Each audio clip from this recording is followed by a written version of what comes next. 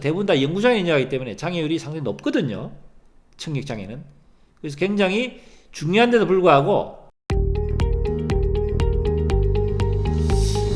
이번 시간에는요, 우리 신체 중에서 교통사고를 입어서 발생할 수 있는 장애 부위 중에서 청력, 이 청력 부분에 대한 내용을 가지고 한번 살펴보도록 하겠습니다. 이 부분이 상당히 굉장히 중요하면서도 자칫 일반적인 상식이나 지식이 없어서 그냥 지나치는 경우가 많기 때문에 오늘 그냥 한번 살펴보는 시간을 갖도록 하겠습니다. 특히 이제 청력 쪽은 사고 인과관계를 둘러싸고 상당히 좀 쟁점이나 분쟁이 많습니다. 자, 거기에 대해서는 다음에 기회 되면 또 말씀드리라고. 일단 청력 장애가 오는 경우는 직접적으로 귀 부위에 직접 충격을 가한 경우 또는 머리에 뇌를 다쳐 가지고 청력, 제8 내신경, 뇌신경, 청신경이 있습니다. 이쪽에 손상을 받아서 청력에 이상의 경우, 이런 경우에 맥브라이 장애에 해당이 됩니다. 자, 우선 청력에 손상이 되는 신경 손상 부분에 대해서 몇 가지 구별을 할 필요가 있는데요. 우선 청력 손상은 일단 우선 귀가 윙윙 울리는 이명이라는 게 있습니다. 그 다음에 아주 소리가 많이 나는 소음성 난청이라는 게 있습니다. 그 다음에 감각신경성 난청이라고 하는 것이 있고요. 그 다음에 전운성 난청, 그 다음에 혼합성 난청, 이렇게 여러 가지 구분이 됩니다. 전운성 난청이라는 것은 우리 귀에 보면은 외이, 바깥귀, 중간귀, 내이라고 있습니다. 그 외이, 중간귀에 여기서 어떤 손상이, 청력의 손상인 것을 전운성 난청이라 그러고, 감각신경성 난청이라는 것은 그 안쪽에 있는 내이 또는 청신경의 손상을 받아서 나타나는 증상을 이해하는 겁니다.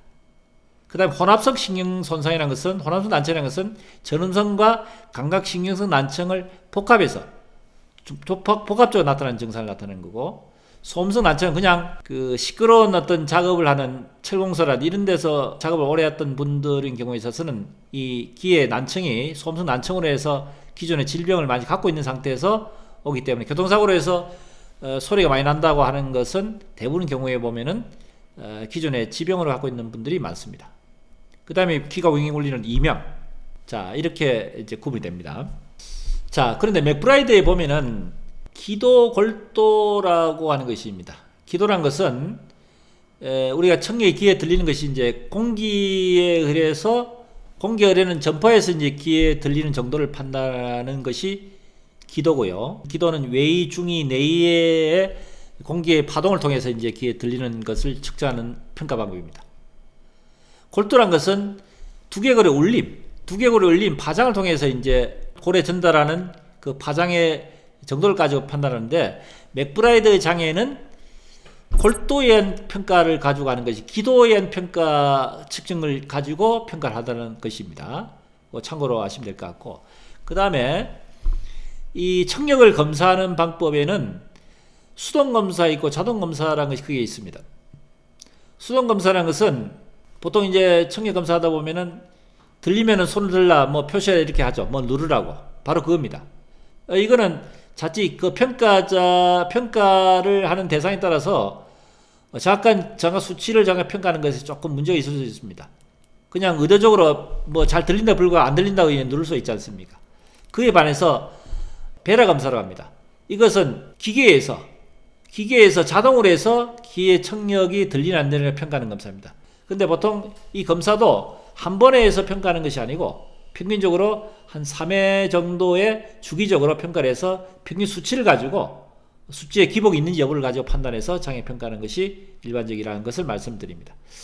자, 그럼 맥브라이드에서는 그러면은 그 평가의 장애율을 어떻게 평가하느냐는 것을 말씀드리겠는데요. 크게 거리, 피트에 따라서 거리를 가지고 거리의 정도에 들리는 정도를 평가하는 것이 있고, 그 다음에 데시벨, 소리의 청력의 크기, 소리의 크기를 가지고 평가하는 것이 있습니다. 자, 좀 더 자세히 설명드리자면, 예를 들어 가지고 우리가 기본적으로 소리 크기를 완전히 아예 정상적인 상태를 제로로 보고 있습니다. 그리고 피트를 가지고 하면은 20피트에서 1피트가 약 30cm 정도 되거든요. 그럼 20비트가 한 6mm 정도 되겠죠. 20비트에서 소리가 정상적인 소리가 아 하는 소리가 들리냐 안 들리냐를 기준으로 하는 거죠. 그 다음에 15피트, 10피트, 5피트, 2피트, 1피트 이렇게 구간별로 해서 소리가 들리는 정도를 가지고 20피트의 소리가 들리면은 정상, 15피트에 들리냐, 10피트에 들리냐, 5피트, 2피트, 1피트에 들리냐에 따라서 경도냐, 중도냐, 중등 고도냐, 고도냐, 아예 안 들리냐 이렇게 평가하는 겁니다. 데시벨로 보면은 0데시벨이 아예 정상이 되겠죠. 여기서 보통 15내 20 데시벨까지는 정상 정도 수치를 봅니다. 근데 15 데시벨에서 30 데시벨, 30에서 45, 60, 70, 80 이상, 보통 70 이상을 아예 아예 안 들리는 걸 보거든요.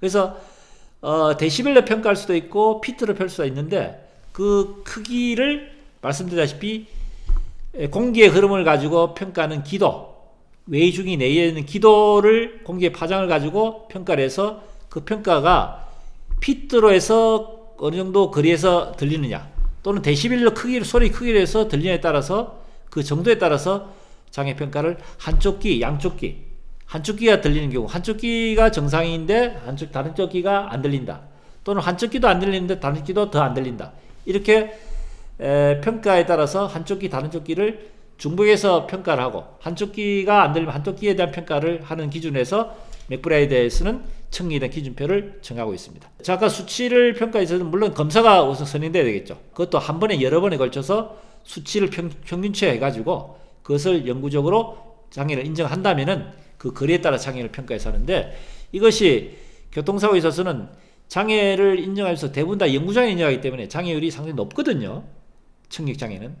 그래서 굉장히 중요한데도 불구하고 이 장애평가에 있어서 청력장애가 그렇게 흔하지는 않지만은 대부분 이런 장애평가에 대해서 그냥 소홀히 넘어간다든지 또는 정확한 수치에 대한 평가를 잘못하면 해가지고 굉장히 손해보는 경우가 많기 때문에 오늘은 청력장애에 대한 내용을 가지고 맥브라이에서 규정하고 있는 장애를 어떻게 평가하는지 기본적인 내용을 한번 살펴보는 시간을 가졌습니다.